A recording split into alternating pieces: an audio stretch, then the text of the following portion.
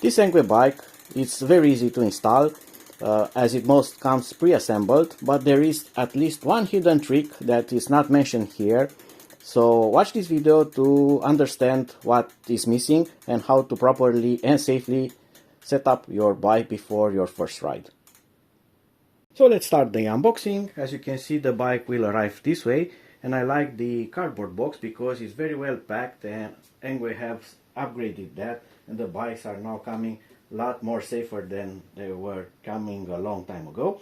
So when you are taking off the packaging, I don't recommend you to use a cutter, use the scissors, because when you are cutting with a cutter, you risk on damaging the paint. So a scissor, it's much more safer to do that, because you just cut them.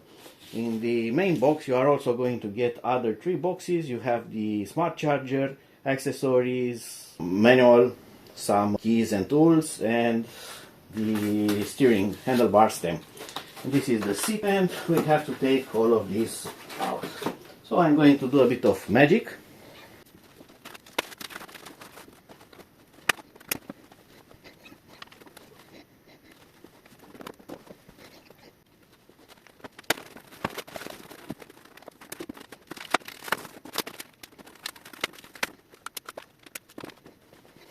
And now I also have my assistant with me. She's a great bike mechanic, knows everything about e-bikes, but she usually inboxes them. Doesn't like to take them out of the box, doesn't do that kind of stuff. She's into inboxing, and most of the stuff is out, so we can move on further. Together with the front wheel, you are also going to get here the mudguard, the front mudguard, which is not installed. So as you can see, there's not much to do on this bike, but there are several steps. So you need to install the front wheel, front mudguard, handlebar, seat post. So that's kind of it. Although it's not too complicated, there are some things that you should take into consideration, and we are going to do all of those together to make it easy and guide you throughout the process. This is the front mudguard with the bracket. Now, next step, let's check out the tools, what we get here, and the accessories. So the manual and instruction in other languages also, and the warranty card or something. Then we get tools, pedals, we get the kickstand, some zip ties, a protector for the rear derailleur, a lot of spare things here, including brake pads. Very nice to have them included, and screws that we are going to use on the mudguard, and also a tiny air pump. Nice, you can fill out the tires. So let's move on. Well, first thing first, we are going to use only the tools provided to see if there is everything that we need to continue the setup of this bike. I'm going to install the kickstand because I'm going to flip the bike afterwards. I'm going to install the front wheel. When I put the front wheel, I want to have the kickstand installed so it sits on its wheel. So it has the screws pre-applied, and they also come with Loctite on them. So after you fit them, they are going to hold on. So this will go this way because you have the screwing part here. This is going to go under this with the screw through it. You are going to fiddle a bit because you are not going to see the hole properly, but it then tighten them up. When you are doing this, be sure you are not scratching with this part, other parts, as the screw go in. This is going to get closer to the frame. Also, when you are tightening things, it sometimes can slip, and when it slips, it scratches the paint. So it happens a lot. I'm telling you just to take care of that. And I was telling you that I want to flip the bike to install the front wheel. I'm not going to be able to do that because I don't have a handlebar, and I only have 2 points sticking out, this, and the bike is not going to stay that way. So I'm going to put the wheel aside, and I'm going to install the front stem. Front stem is in another box, this one, and you need to fold it, let's say fold it this way. It has this mechanism here. It's going to be a bit hard at the beginning, but you are going to be able to do that. Now you are going to bend it out. If you don't manage to bend it, don't bother. We are going to continue. So you have this rubber cap here. You are going to remove it and keep it for later. And then with the provided hex key, we are going to remove this cap here entirely. It has one screw and one cap, just like that. we are going to keep these, but we are going to remove this. This is not going to be used anymore. And now you are going to put this part here. Doesn't matter the position for now. And now you are going to have leverage to bend it, just like that. And let's see, do we have here a sign where front should be? If not, we can determine it. Sometimes they do have a sign, but it should be this way. The stem should be pointing forward. So this is the position of the stem. In this position it should be. Never this one bent backwards. It should be always bent forward. And now we are going to do that. And we are going to put here the cap with a screw. And I'm also going to give you some advice for this installment here. So this is not going only to hold the handlebar, but it's also going to adjust the tightness of the bearings up and down. So here you have a shaft, it has bearings. If I leave now the bike with this nut put on, the front fork is going to fall down from the bearings because nothing is holding from the top. When you are putting this screw on, you are compressing those, so you are reducing the play from them. So when this is enoughly tightened up, the front fork should still rotate easy, but should not have any kind of play. When that is enough, this only secures up and down and reduces the play. Then you have these two screws, and these are going to lock this, because now I can do this, I can rotate it, but the front is not rotating. So you are going to determine the position, but later you are going to adjust that again to be perfect. So it should be something like this. This part should be kind of parallel with the front wheel shaft. And now you are going to tighten also this too from the side, so it locks the position, the rotation. So now you have adjusted the play in the bearings, and also you have locked the position of the handlebar stem. Also at the end, don't forget to put this nice rubber cap back on, just like that. And now the handlebar, so I'm going to remove this cap here. It has two screws, and there you go, it goes out just like that. We have removed it. And don't lose the screws like I did. And it also has a washer, but they fell together. Right, and now we take the handlebar. The handlebar is going to be a bit twisted, so it kind of gets back into position like this. Right, we are going to adjust a lot of things after that. And now we are going to put the cap back, and we are going to bend the display like this. If you cannot bend it directly, it has two screws to loosen it up, so we can access these screws behind. And then we are going to flip the LCD back into position. Also ensure that you are doing these two screws in kind of equivalent force, and don't overdo it from one screw from one side, because you can bend this and crack this cap. Also ensure this is equally left and right, just like that. Also you can observe that the handlebar has a bit of rise in this, so use that to your advantage to make is more comfortable for your riding style. And of course you are going to readjust that after your first ride, and now you can bend the LCD screen to its position. And now we are going to prepare to flip the bike upside down so we can install the front wheel, but that's going to damage the screen. So again, fold it something like that way. So now this is protected here. And you can optionally also use this if you are doing this not on something soft. So when you are flipping it, put it on something soft so you don't scratch the handlebar. Next step now is to take out this protection shaft. This ensures that the bike doesn't come with a bent front fork during transport, just like that. This goes out. And now we are also going to remove this here, the protection for the brake. This is ensuring that the front brake pads don't get out, and also the pads will not go out too much, leaving space for the pistons to come out and then lose oil. So that's a very good safety feature for transport. And now we are going to install actually the front mudguard, because we have very good access now.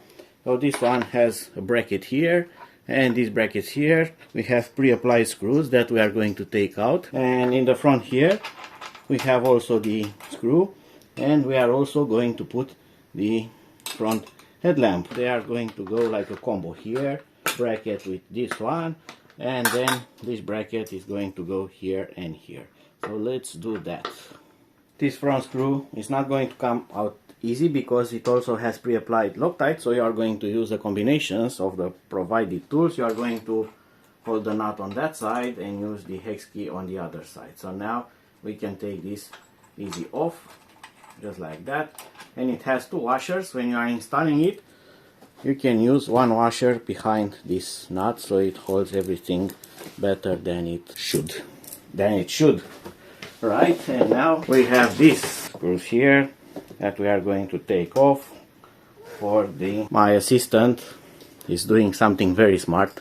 She's actually trying to go in that box that is pushing my tripod. So if the camera was shaky, it's not my fault, it's my helper here. As you can see, it's doing a lot of work.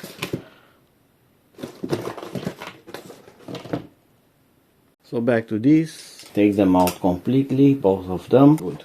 Now let's put the mudguard on, and the third one with the headlamp.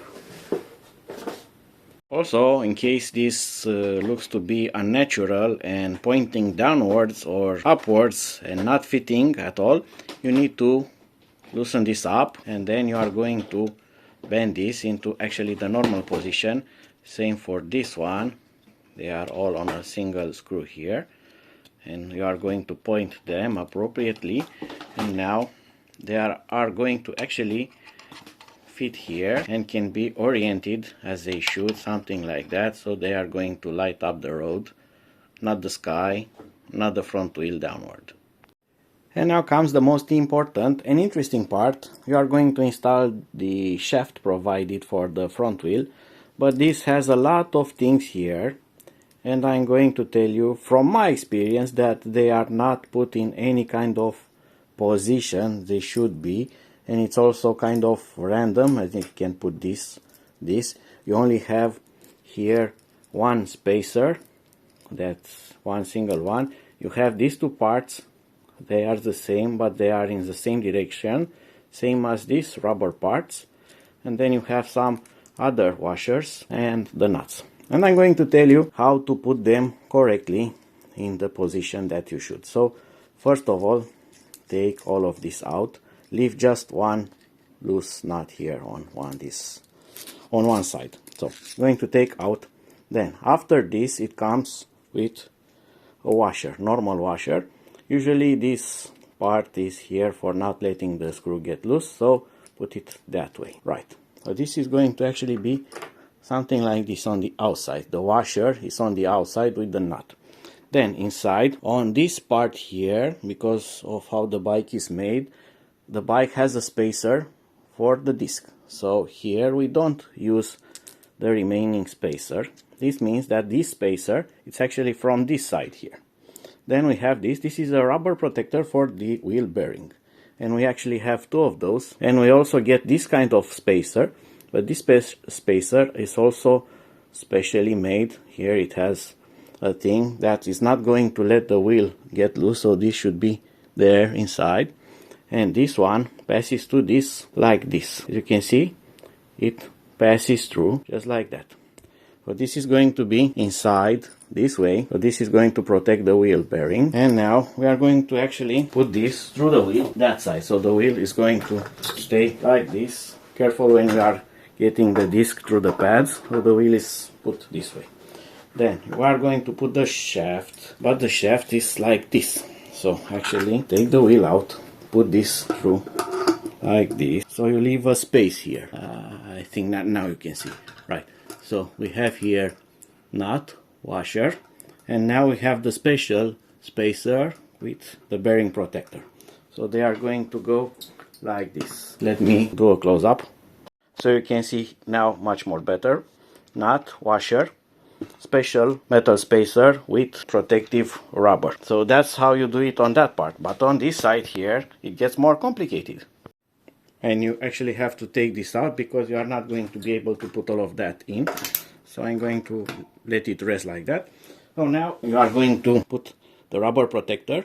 This goes to the bearing and this special spacer, as you can see. So this is going to go in like this. Then what follows is the other single spacer, and this part, all this part here, is going to sit inside the wheel, and just like that. Be sure that on the other side they are in the same order that I have shown. And now all you have to do is put the external washer and the nut, and I'm going to just quickly tie them just by hand, just like that.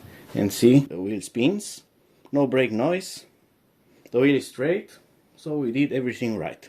It doesn't have also any kind of play here, so it's installed properly with the washers and everything. If you put a washer in a wrong position or something happens, then the wheel is going to push on the brake, or something is not going to go as smooth as it's going now. And now you have to use two of the provided tools, 15 and 15. Hold one and use the other, or so on, doesn't matter, and ensure that you are not going to lose the front wheel. Also, don't overdo it. The specification tell you that you should use something like 25 Newton meter torque. I don't have a key to measure the torque, but I'm using common sense, not too gentle, not too tight, just enough so I come back home in one piece. Right, so front wheel is now on. I can put the bike on its wheels, and it has a kickstand, so you can sit on that. Now we can install the seat post. Undo this, put this on, and tighten it up so it doesn't slip backwards, something like that. And this is on. Of course, we are going to adjust that at the first ride. And now all we have to do is actually to install the pedals. And that's not complicated, but you should always take care, because one is an R and one is an L. Actually, this is an R. Nope, that's the logo. I don't know if they are having a sign on these ones. They do have. There is an R and there is an L, because the threads on the levers is different. So this one is an L and this one is an L, and it shows how to spin it that way. It should go very, very, very easy and smooth in almost all the way. If it doesn't go in by hand, you are cross-threading it, you should stop right away. It should go in smooth, smooth, smooth, and only at the end use the key to secure it. One down, one more to go. And that was it for now. I hope that this made your L20 setup easier. See you in the next video.